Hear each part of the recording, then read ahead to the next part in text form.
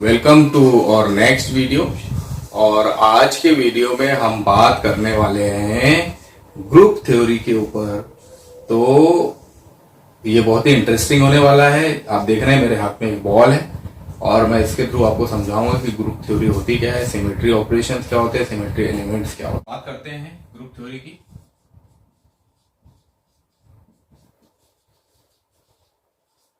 Basically group क्या है आप जानते हैं। ग्रुप, चार बच्चे बैठ गए एक ग्रुप हो गया, चार लोग बैठ गए एक ग्रुप हो गया। यानी ग्रुप यानी कुछ लोगों का समूह। लेकिन अगर हम मॉलिक्यूल के बारे में बात करते हैं तो ग्रुप यानी उस मॉलिक्यूल में प्रेजेंट सिमेट्री। ये सिमेट्री एलिमेंट्स हो सकते हैं, ये सिमेट्री ऑपरेशंस हो सकते हैं। जैसे कि मेरे हाथ में है एक बॉल। सबसे पहली बात तो हमको समझना होगा कि सिमेट्री क्या होती है। सिमेट्री क्या होती है? तो सिमेट्री यानी अगर मैं ऐसे एक ट्री ड्रॉ कर दूं यहां पे,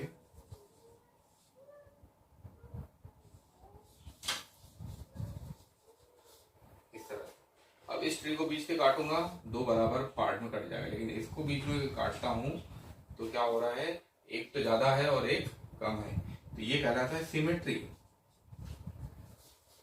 और ये कहलाता है asymmetry.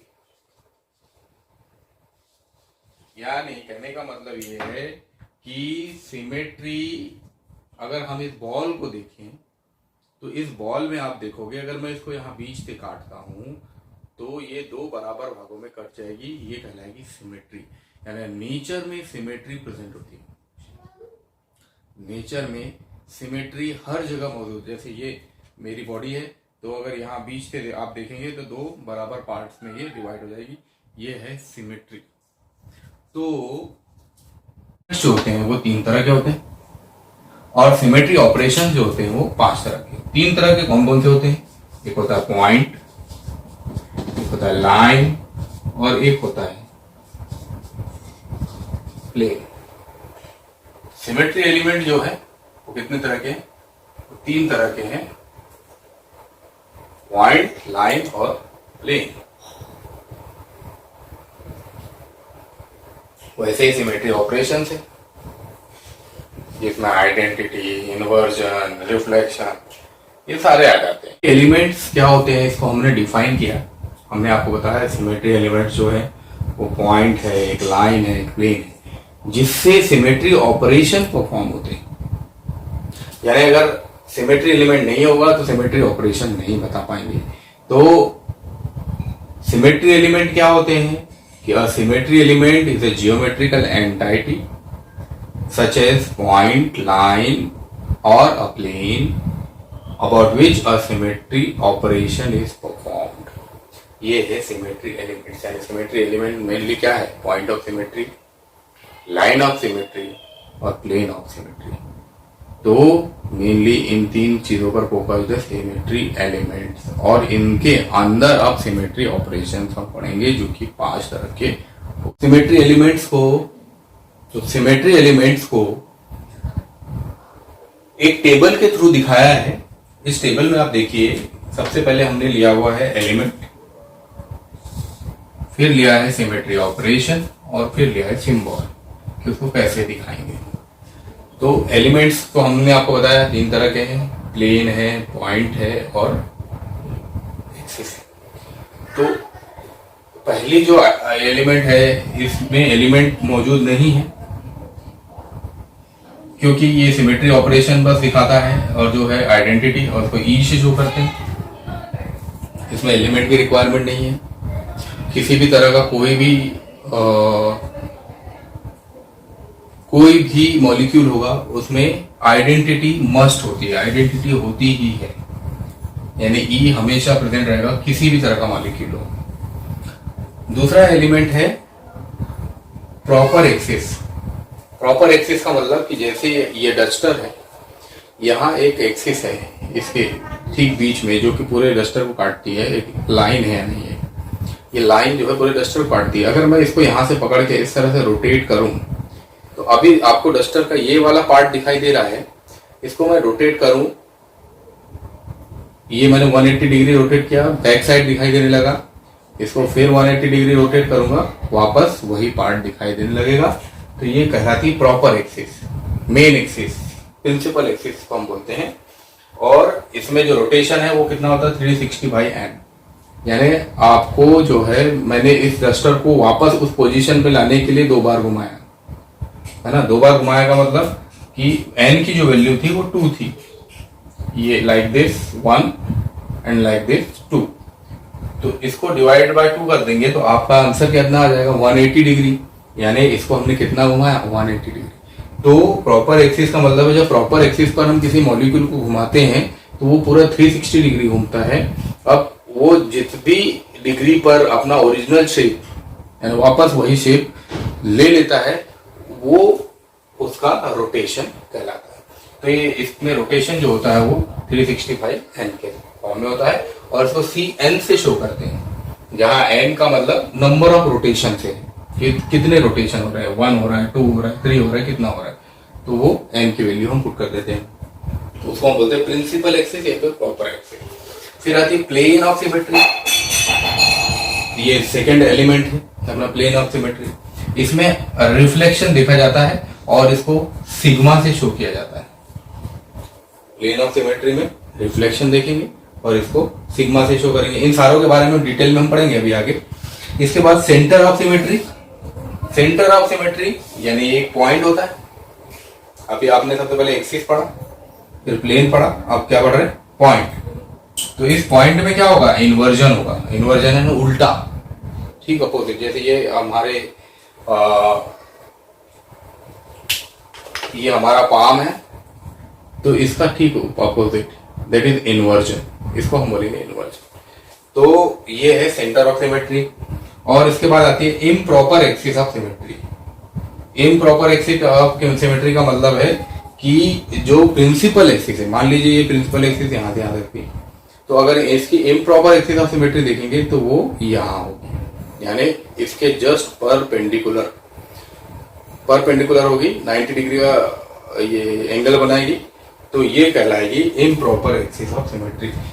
Rotation by 360 degree by n यानी वही चलेगा, followed by reflection perpendicular, followed by the reflection perpendicular to the axis of rotation, यानी जो एक्सिस ऑफ रोटेशन है प्रिंसिपल एक्सिस है उसके परपेंडिकुलर होगी, perpendicular like this okay, perpendicular होगी। और इसको हम शो करेंगे Sn से, इम्प्रॉपर एक्सिस ऑफ सिमेट्री को हम शो करेंगे Sn से। n का मतलब नंबर ऑफ रोटेशन और s का मतलब improper axis of symmetry. Centre of symmetry जो कि इन्वर्जन कहलाती है, इसको हम शो करते हैं I से, स्मॉल i से। तो ये एलिमेंट्स और ये सिमेट्री ऑपरेशंस मैंने आपको बताया, अब हम इनको डिटेल में पढ़ेंगे। सिमेट्री ऑपरेशन के बारे में हम पहले बात कर लेते हैं। उस टेबल को जानने के बाद सिमेट्री ऑपरेशन जानने की जिज्ञासा ज्यादा हो जाती है। सिमेट्री ऑपरेशन क्या होते हैं, जैसा कि हमने आपको बताया जो सिमेट्री एलिमेंट्स होते हैं पॉइंट, एक्सिस और लाइन, उस पर जो रिलाय करते हैं, उस पर जो डिपेंड करते हैं वो सिमेट्री ऑपरेशंस होते हैं। लाइक पहले डेफिनेशन की बात कर लेते हैं। A symmetry operation is a movement such as inversion about a point, point से इन्वर्जन होगा, rotation about a line, line से रोटेशन होगा, या फिर reflection about a plane, plane से क्या होगा रिफ्लेक्शन होगा, in order to get an equivalent orientation, ताकि एक इक्विवेलेंट ओरिएंटेशन उनको मिल सके। अब ये इक्विवेलेंट ओरिएंटेशन क्या होता है, तो ये an equivalent orientation is an orientation similar to the original orientation. यानी कहने का मतलब ये है कि अगर ये मेरा डस्टर है और इस डस्टर को अगर मैं रोटेट करूं, अब ये डस्टर किसके थ्रू रोटेट हो रहा है, एक लाइन के थ्रू, एक्सिस के थ्रू हो रहा है, एक लाइन के थ्रू रोटेट हो रहा है। तो जब इस डस्टर को मैं रोटेट करता हूं तो इस फेस से जब ये रोटेट करता है, ये इसका अपोजिट फेस आ गया, इसको हम क्या बोलेंगे इक्विवेलेंट ओरिएंटेशन। और वापस वही फेस मिल जाना, ये क्या कहलाएगा, ये आइडेंटिटी कहलाएगा।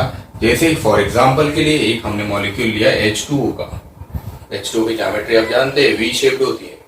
तो H2O के मॉलिक्यूल में इधर हाइड्रोजन, पहला हाइड्रोजन है, उधर दूसरा हाइड्रोजन है। जब हम इसको 180 डिग्री से रोटेट करते हैं तो ये दूसरा हाइड्रोजन पहले की जगह आ जाता है और पहला हाइड्रोजन दूसरे की जगह चला जाता है। तो इसको बोलते हैं इक्विवेलेंट ओरिएंटेशन। ये किसके थ्रू रोटेट हो रहा है? ये एक एक्सिस के थ्रू रोटेट हो रहा है 180 डिग्री पे। फिर वापस 180 डिग्री रोटेट करते हैं इसको, तो वापस जो पुरानी पोजीशन थी, ओरिजिनल से जो था वो आ जाता है, ओरिजिनल ओरिएंटेशन आ जाता है। इसको हम बोलते हैं आइडेंटिटी। अभी मैं आपको सब सारे सिमेट्री ऑपरेशंस के बारे में डिटेल में बताने वाला हूं कि आइडेंटिटी क्या होती है। तो ये कहलाता है सिमेट्री ऑपरेशन। अब आगे हम बात करते हैं कि आइडेंटिटी क्या होती है। कोई भी मॉलिक्यूल होगा, जैसे ये एक डस्टर है, इसकी आइडेंटिटी का मतलब इसको हम रोटेट करेंगे तो एक ना एक कंडीशन ऐसी आएगी जबकि ये अपने ओरिजिनल शेप में आ जाएगा। जो इसका ओरिजिनल, जैसे मैंने ओरिएंटेशन किया तो ओरिएंटेशन में अभी इसका बैक दिख रहा है, इस ओरिएंटेशन के बाद वापस ये अपने ओरिजिनल साइज में, इसको बोलते हैं आइडेंटिटी। तो आइडेंटिटी में क्या होता है कि जब भी आप किसी भी मॉलिक्यूल को रोटेट करेंगे तो वो रोटेशन के बाद अपने ओरिजिनल शेप में आ जाता है, यानी उसकी ज्योमेट्री में कोई चेंज नहीं होता, ऑब्जेक्ट में कोई चेंज नहीं होता, वो कहलाती है आइडेंटिटी। और हर मॉलिक्यूल के पास अपनी एक आइडेंटिटी होती ही है, चाहे दूसरे सिमेट्री ऑपरेशन हो ना हो, लेकिन आइडेंटिटी जरूर होगी। और आइडेंटिटी की रिक्वायरमेंट इसीलिए भी है क्योंकि मैथमेटिकल अगर कैलकुलेशन हमको करने हो तो उसमें आइडेंटिटी बहुत ज्यादा इंपॉर्टेंट रोल प्ले करती है। जैसे कि एक एग्जांपल हमने यहाँ पे दिया हुआ है। इस एग्जांपल में आप देख रहे हो कि C1 एक्सिस के थ्रू इसको रोटेट करेंगे, तो जब भी रोटेट करेंगे वो हर बार सेम ज्योमेट्री दिखाएगा, सेम हर ओरिएंटेशन पर सेम ज्योमेट्री दिखाएगा, यानी 360 डिग्री रोटेट करने पर वो अपने ओरिजिनल शेप में आ जाएगा।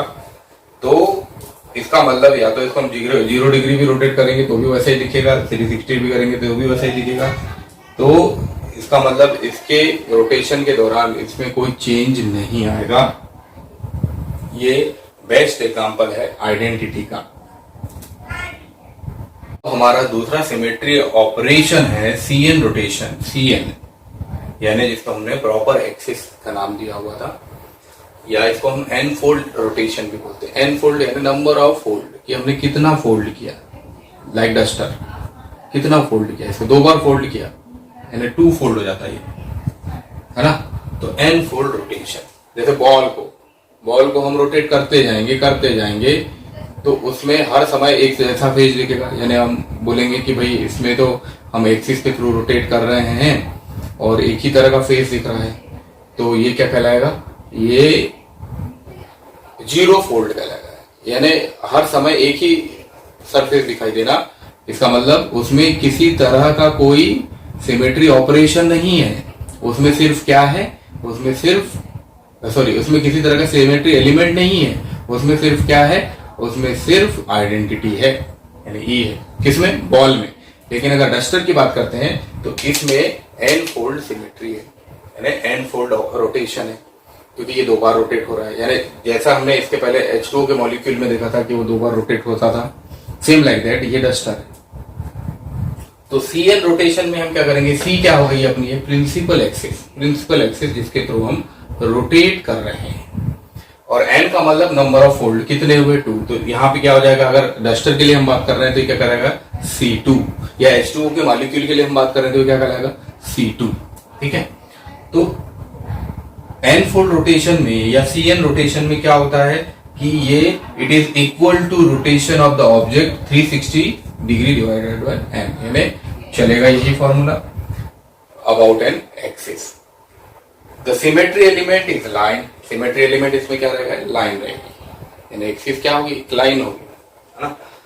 वो जो प्रिंसिपल एक्सिस कहलाएगी। अच्छा, प्रिंसिपल एक्सिस जो होगी, जो कि सबसे ज्यादा n वैल्यू प्रोसेस करे, सबसे ज्यादा n वैल्यू प्रोसेस करे।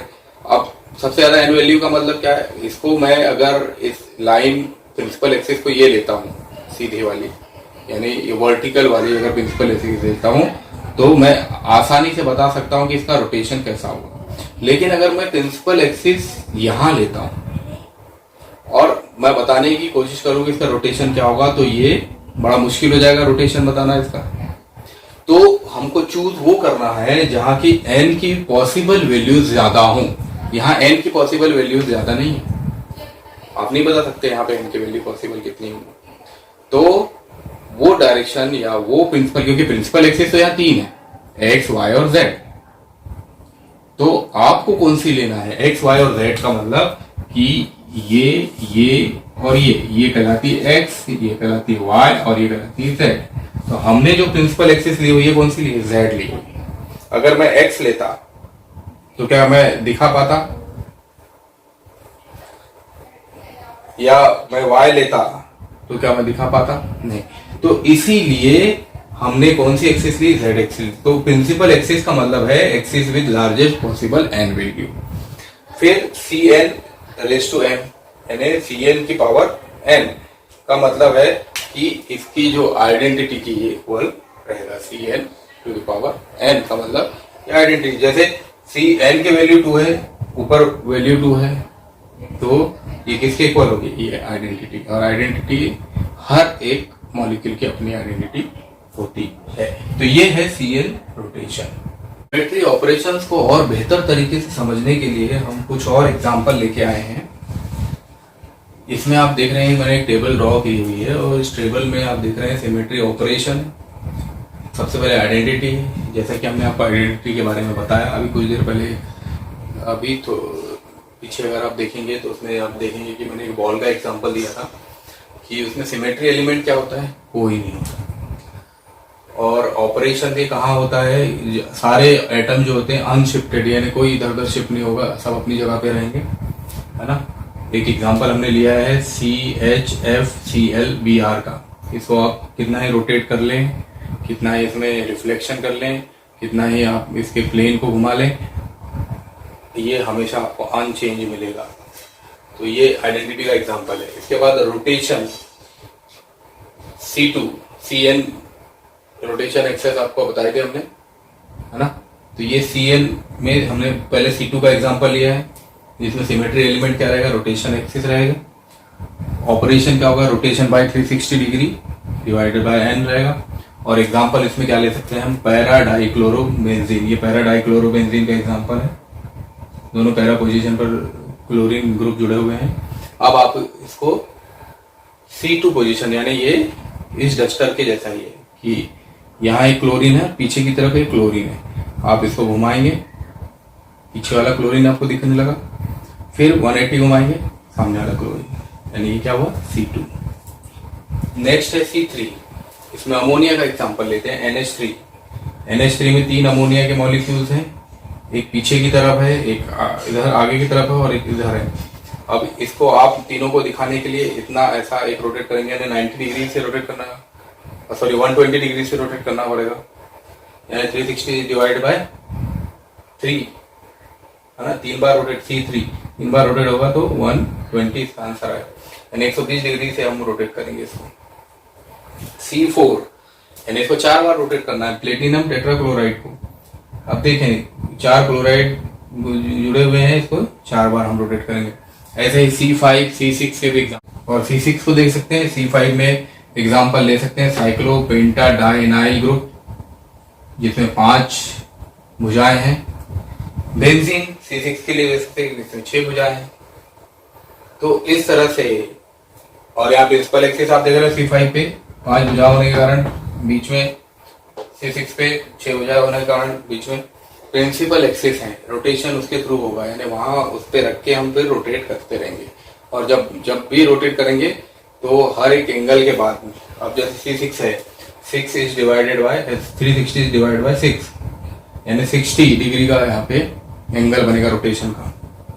यहाँ पे कितने का बनेगा,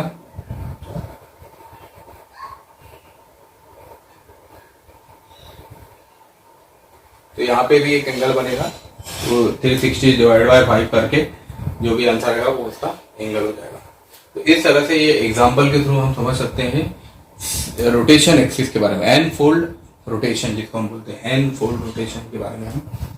नेक्स्ट ऑपरेशन है रिफ्लेक्शन ऑपरेशन, जिसको कि सिग्मा से शो करते हैं। और ये सिमेट्रिक जो इसमें होती है वो होती है प्लेन ऑफ सिमेट्री, यानी प्लेन होना चाहिए इसमें, ठीक है, प्लेन होगा तो ही रिफ्लेक्शन होगा। और इसमें जो अगर लीनियर ऑब्जेक्ट है, अगर लीनियर ऑब्जेक्ट है तो उसमें जो रिफ्लेक्शन ऑपरेशन होगा वो क्या होगा, इनफाइनाइट होगा। सिग्मा जो होगा वो इनफाइनाइट होगा, क्योंकि इसमें इनफाइनाइट वो रिफ्लेक्शन बताएगा। अगर वो वर्टिकल है, ऑब्जेक्ट अगर वर्टिकल है तो प्रिंसिपल एक्सिस